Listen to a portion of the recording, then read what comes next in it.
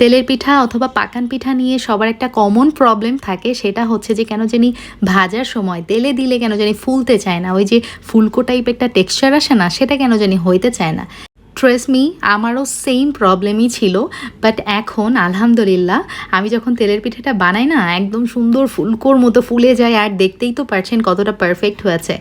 আর যেই রেসিপিটা আমার পারফেক্ট হয়, আমি কিন্তু আমার ভিউয়ার্সের সাথে সেই রেসিপিটাই শেয়ার করি। আর আজকে আমার এই ভিডিওতে থাকবে আমার ভিউয়ার্সের জন্য কতগুলো tips and tricks.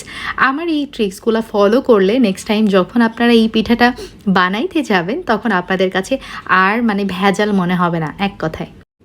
At first আমার লাগবে অ্যাজ অবভিয়াস চালের গুঁড়া। এখানে আমি 2 কাপ নিয়েছি, তার পরপরই অ্যাড করে দিচ্ছি ময়দা। আপনারা চাইলে এখানে আটাও ব্যবহার করতে পারেন, আমি ময়দা নিয়েছি 1 কাপ দিয়ে দিলাম।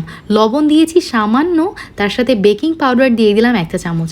আর এই যে এটা হচ্ছে লালি অথবা গলানো গুড়, আমি দিয়ে দিলাম 1/2 কাপ। তার সাথে আরও দিয়ে দিচ্ছি চিনি, এখানে আছে আমার 1/2 কাপ, অর্থাৎ গুড় আর চিনি মিলিয়ে আমি 1 কাপ এখানে দিয়ে দিয়েছি। এখন দিয়ে দিলাম 2টা এলাচ, আর হাতের সাহায্যে খুব ভালো করে এই মিশ্রণগুলো মেখে নিচ্ছি। ভালো করে বলতে চিনি, গুড়, লবণ, আটা, ময়দা সব কিছু একদম কম্বাইন করে দারুণ একটা পিঠার কম্বো তৈরি করে ফেলবো। 1 কাপ পরিমাণ দিয়ে দিচ্ছি এখানে পানি। রুম টেম্পারেচারে থাকা পানি আমি অ্যাড করেছি, যেই পানি আমরা খাই বা খাওয়ার জন্য ইউজ করি।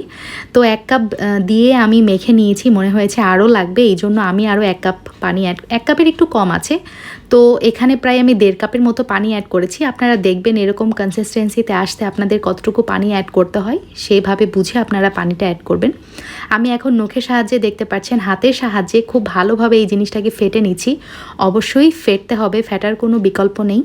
যত সুন্দরভাবে এই মিশ্রণটাকে ফেটতে পারবেন, পিঠার মিশ্রণটাকে, তাহলে আপনার পিঠাটা কিন্তু অনেক সুন্দর ফ্লাফি হবে আর ফুলকো হবে।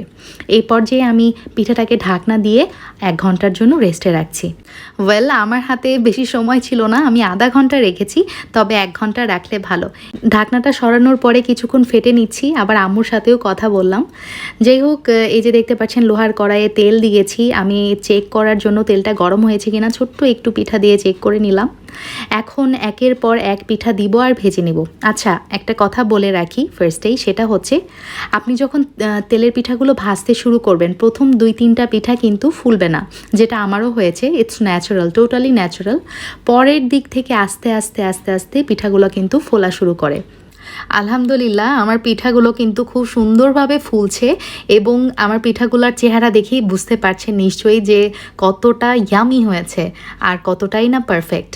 আর এইভাবে এই যে দেখেন পিঠাটা যখন ফুলে ওপর দিকে উঠবে, তখন একটু খন্তা দিয়ে ওপর দিকে তেল দিলেই আরও সুন্দরভাবে ফুলে যাবে। ঠিক আছে, এই টিপসটাও কিন্তু মাথায় রেখেন, এভাবে করলেও পিঠাটা আরও সুন্দরভাবে ফুলে যায়।